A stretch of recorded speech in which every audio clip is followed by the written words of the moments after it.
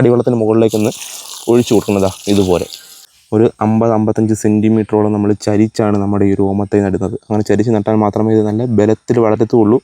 എല്ലാവർക്കും നമസ്കാരം, നമ്മുടെ പുതിയൊരു വീഡിയോയിലേക്ക് സ്വാഗതം. നിങ്ങൾക്കിപ്പോൾ കണ്ടപ്പോൾ തന്നെ മനസ്സിലായി കാണും, പപ്പായയാണ്, വെറും പപ്പായ അല്ല, റെഡ് ലേഡി പപ്പായ കേട്ടോ.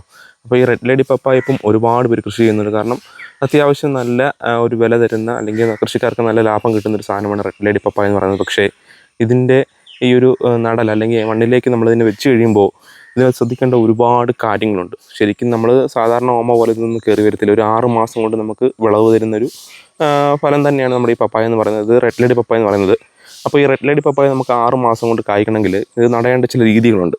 ആ ഒരു രീതിയാണ് നമ്മൾ പരിചയപ്പെടുത്താൻ പോകുന്നത്. അപ്പം നമ്മളിത് ഏകദേശം ഒരു 10ഓളം പപ്പായ തൈകൾ നമ്മൾ വാങ്ങിച്ച് കുറച്ച് നാൾക്ക് മുമ്പ് വെച്ചിരിക്കുകയാണ്. ഇപ്പോൾ അത്യാവശ്യം നല്ല രീതിയിൽ ഇതായിട്ടുണ്ട് കേട്ടോ. അന്നേരം ഈ ഒരു പപ്പായ മൊത്തം നമ്മൾ നടാൻ പോവുകയാണ്. അതിന് ഏകദേശം ഒരു 50 സെൻറ്റിമീറ്ററോളം താഴ്ചയിൽ നമ്മൾ കുഴി എടുത്തിട്ടുണ്ട്. ഒന്നല്ല, ഇവിടെ നമ്മുടെ ഈ ഒരു പറമ്പിൻ്റെ വിവിധ ഭാഗങ്ങളിലായിട്ട് ഒരു 10ഓളം കുഴി നമ്മൾ എടുത്തിട്ടുണ്ട്. അപ്പം ഈ കുഴിക്കകത്താണ് നമ്മൾ ഓരോ തൈയായിട്ട് നടാൻ പോകുന്നത്.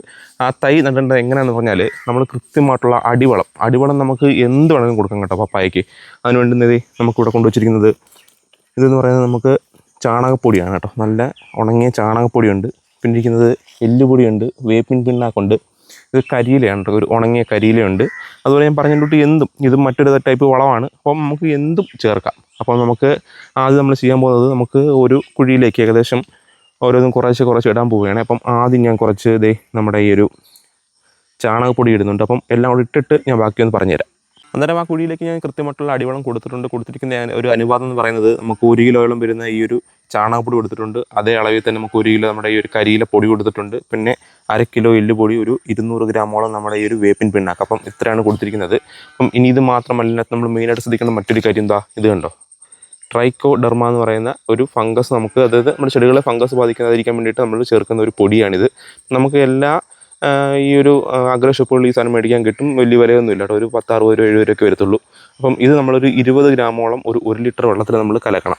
അതായത് ഒരു മൂട്ടിലേക്കാണ് ഞാൻ പറയുന്നത് 20 ഗ്രാമോളം ട്രൈക്കോഡെർമ നമ്മൾ ഈ ഒരു 1 ലിറ്റർ വെള്ളത്തിൽ നിന്ന് കലക്കി വെച്ചിരിക്കുകയാണ്.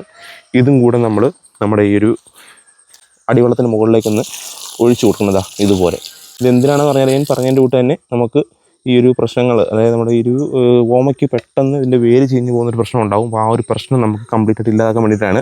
അപ്പോൾ ഇതിപ്പോൾ നമ്മൾ ഇത്രയും ചെയ്തിട്ടുണ്ട്. ഇതാണ് കറക്റ്റായിട്ട് അടിവളം. ഇനി മണ്ണും കൂടെ ചേർത്ത് മിക്സ് ചെയ്ത് നമുക്ക് ഈ ഒരു കുഴി ഒന്ന് അടച്ചേക്കാം. അപ്പോൾ കൃത്യമായിട്ടുള്ള അടിവളം കൊടുത്തതിന് ശേഷം ഞാൻ ഒരു കുഴി എടുത്തിട്ടുണ്ട്. കുഴി എടുത്തെന്ന് പറഞ്ഞാൽ നമ്മുടെ ഈ ഒരു ഓമത്തൈ ഇറക്കി വെക്കാൻ വേണ്ടിയിട്ടാണ്. ഇറക്കി വെക്കുമ്പോൾ നമ്മൾ ശ്രദ്ധിക്കണം മെയിൻ കാര്യം എന്ന് പറയുന്നത്, ഇതിനകത്ത് കവറിനകത്തിരിക്കുമ്പോൾ ഇത് കണ്ടോ, ഇതുപോലെ ഒരുപാട് വേരുകൾ അല്ലെങ്കിൽ ബ്രാഞ്ചസ് നമുക്ക് ഇതിനകത്തുണ്ടാവും.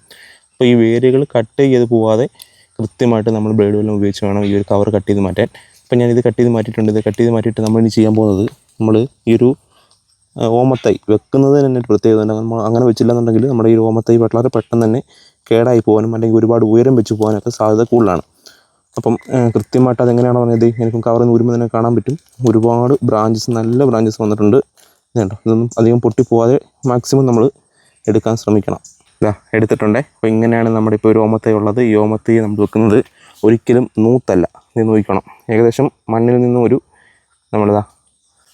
50-55 സെൻറ്റിമീറ്ററോളം നമ്മൾ ചരിച്ചാണ് നമ്മുടെ ഈ ഒരു ഓമത്തൈ നടുന്നത്. അങ്ങനെ ചരിച്ച് നട്ടാൽ മാത്രമേ ഇത് നല്ല ബലത്തിൽ വളരത്തുള്ളൂ. അതുമാത്രമല്ല, നമ്മുടെ ഈ ഒരു അധികം ഉയരം വെക്കാതെ നമുക്ക് ഒരു 6 മാസത്തിനുള്ളിൽ ഈ ഒരു സാധനം നമുക്ക് നല്ല ഫലം തരത്തുള്ളൂ കേട്ടോ. അപ്പം മറ്റൊരു കാര്യം പ്രത്യേകം ശ്രദ്ധിക്കേണ്ടത്, നമ്മൾ ഇതുപോലെ ഓമത്തൈ നടുമ്പോൾ ഏകദേശം 2 മീറ്ററോളം വ്യത്യാസം വേണം ഓരോ കുഴികളും തമ്മിൽ. അപ്പോൾ അങ്ങനെയാണ് ഞാൻ എടുത്തിരിക്കുന്നത്. എങ്കിൽ മാത്രമേ കൃത്യമായിട്ടുള്ള വേര് കിട്ടി ഇത് മുകളിലേക്ക് ഉയർന്നു വരത്തുള്ളൂ.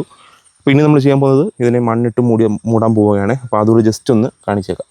എന്നിട്ട് നമ്മുടെ ഓമത്തൈ ഇപ്പോൾ കിടക്കുകയാണ്. ഞാനിപ്പം 45 ഒരു 75% ചരിച്ചാണ് വെച്ചിരിക്കുന്നത്. എത്ര ചരിച്ച് വെക്കുന്നു അത്രയും നല്ലതാണ്. കാരണം അല്ലെങ്കിൽ ഒരുപാട് ഉയരത്തിലേക്ക് പോയിട്ട് നമുക്ക് ഇതിൻ്റെ കായ്ഫലം കിട്ടാനൊക്കെ വൈകും. അതുകൊണ്ട് നല്ല ചരിച്ച് തന്നെയാണ് വെച്ചിരിക്കുന്നത്. അപ്പം ഇത്ര മാത്രമേ ഉള്ളൂ കേട്ടോ. വളരെ ചെറിയൊരു വീഡിയോ ആണ്, എല്ലാവർക്കും മനസ്സിലാകാൻ വേണ്ടിയിട്ട് വളരെ സിമ്പിളായിട്ടാണ് പറഞ്ഞിരിക്കുന്നത്.